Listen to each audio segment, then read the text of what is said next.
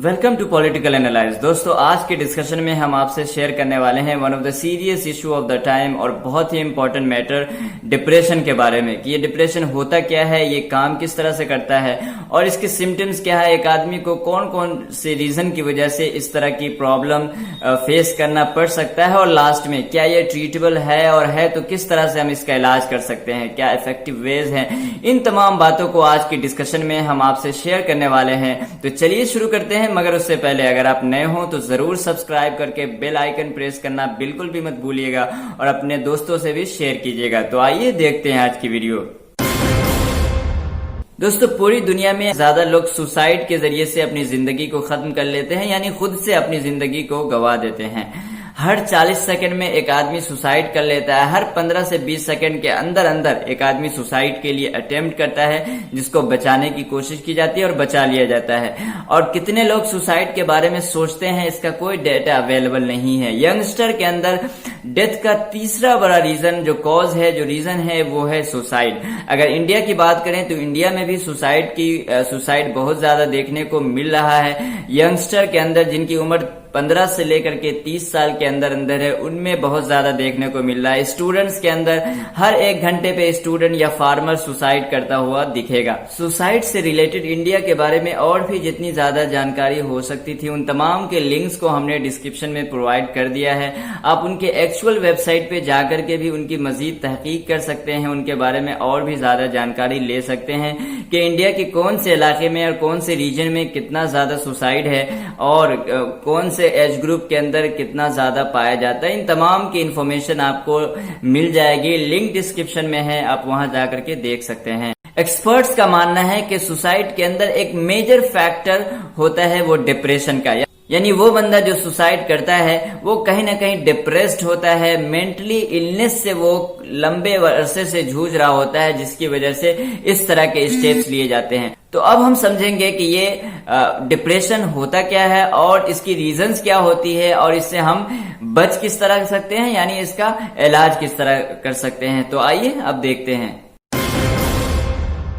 अगर डिप्रेशन की बात करें तो ये है डेफिनेशन उसकी, एकेडमिक डेफिनेशन, लेकिन in the very simple way एक मेंटली डिसऑर्डर को आप डिप्रेशन कह सकते हैं, डिप्रेस्ड कह सकते हैं, जो ज़हनी तौर पे एक बीमार है, ज़हनी तौर पे प्रॉब्लम से जूझ रहा है, जो सोचने के तरीके को बहुत बुरी तरह अफेक्ट करता है, जिससे काम करने का तरीका भी बहुत डिफरेंट हो जाता है, जो एक सीरियस प्रॉब्लम और थ्रेट है फॉर एवरीवन।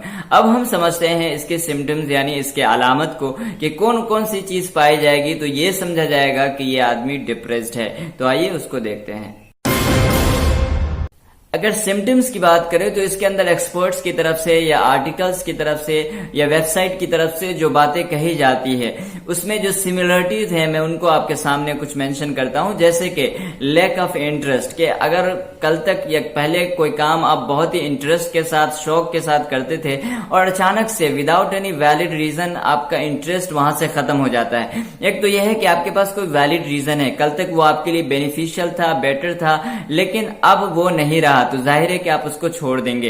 इसी तरह से लैक ऑफ एनर्जी, जो यूजुअली आप फील करते हैं, हमेशा अपने आप को थकान महसूस करना, अपने अंदर मेंटली बहुत ज्यादा थकावट महसूस करना, हमेशा हर चीज के लिए अपने आप को मुजरिम और कसूरवार ठहराना, हर चीज के लिए अपने आप को ही कसूरवार ठहराना, इसी तरह से अपने आप को वर्थलेस समझना कि हमारी कोई वैल्यू नहीं है, कोई कीमत नहीं है, रहने का तरीका बिल्कुल डिफरेंट हो जाए, सोने का, खाने का, हर चीज का तरीका डिफरेंट हो जाए, तो ये और लास्ट में अगर सुसाइड तक के ख्यालात आने लगे तो ये बतलाता है कि कहीं ना कहीं वो बंदा डिप्रेस्ड है या डिप्रेशन की तरफ जा रहा है।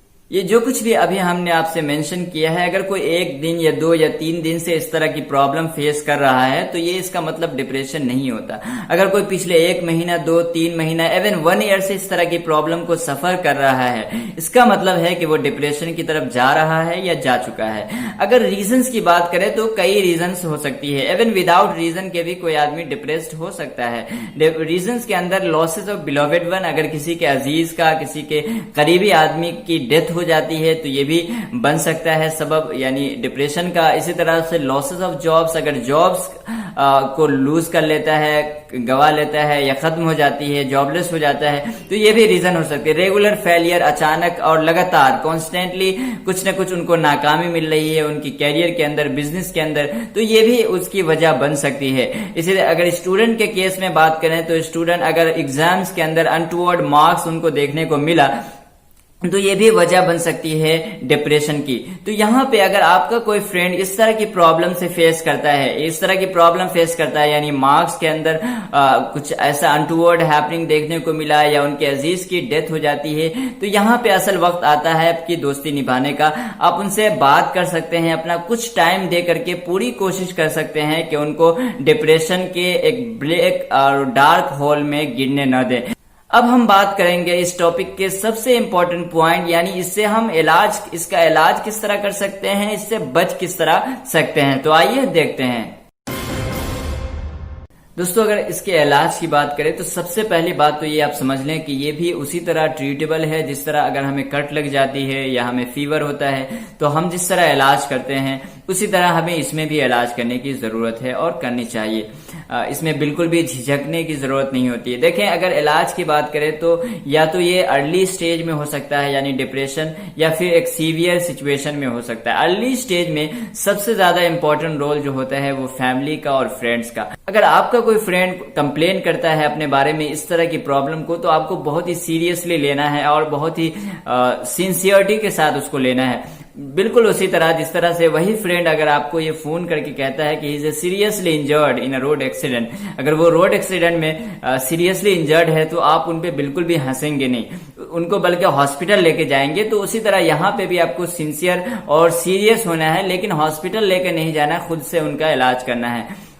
आप उनसे ग्रुप डिस्कशन में बात कर सकते हैं, उनसे उन तमाम तर बातों की पे डिस्कस कर सकते हैं जिसकी वजह से वो प्रॉब्लम फेस कर रहा है। फॉर एग्जांपल फादर की डेथ की वजह से, तो उनको इस तरह की प्रॉब्लम से निकालने की ग्रुप डिस्कशन के जरिए से हफ्ते में 2 मरतबा 3 मरतबा बात करके उनको इस तरह की प्रॉब्लम से निकालने की कोशिश करनी है। इसी तरह से इम्पोर्टेंट रोल फैमिली का भी होता है। फैमिली ज्यादा से ज्यादा उनसे टच में रहे, उनसे कॉन्टेक्ट करते रहे, उनको लोनली फील न होने दे, उनको ये महसूस ना होने दे कि वो अकेला है, क्योंकि ज्यादातर जो केसेस प्रॉब्लम होती है वो इसी तरह से कि शायद वो अकेला है इस दुनिया में, इस तरह की प्रॉब्लम फेस होती है। तो उनसे ज्यादातर बात करते रहें, उनको अकेला ना होने दे। ये तो अर्ली स्टेज के अंदर। अगर सीवियर सिचुएशन में है तो यहाँ पे एक्सपर्ट से राब्ता करना होगा, एक्सपर्ट से बात करनी होगी और उनसे अपनी प्रॉब्लम को शेयर करके उनसे इसका सोल्यूशन ढूंढना होगा। राब्ता करने के लिए, कांटेक्ट करने के लिए ऑनलाइन भी इस तरह की सुविधाएं अवेलेबल हैं। हमने कुछ नंबर यहाँ पे आपके लिए प्रोवाइड किया है, आप इनको कांटेक्ट कर सकते हैं। अगर आपका कोई फ्रेंड इस तरह की प्रॉब्लम से जूझ रहा है तो ये नंबर आप उनसे भी शेयर कर सकते हैं और उनकी इस तरह से हेल्प हो सकती है। ऑनलाइन आप हेल्प ले सकते हैं इस तरह की, यानी एडवाइजेज ले सकते हैं आप। दूसरी बात, दोनों केसेस में, यानी वो सीवियर सिचुएशन में हो या अर्ली स्टेज में हो, दोनों केसेस में जो काम करने की जरूरत है वो पहली बात तो यह है कि आपको प्रेयर यानी वर्शिप पे बहुत ज्यादा फोकस करना है, इबादत करनी है, नमाज पढ़नी है। इसी तरह से आपको मेडिटेशन यानी मुराकबा करना है। मेडिटेशन से भी बहुत आपको इनर पीस मिलेगा जो ऑफ कोर्स हेल्प करेगा इस तरह की प्रॉब्लम से निकलने में।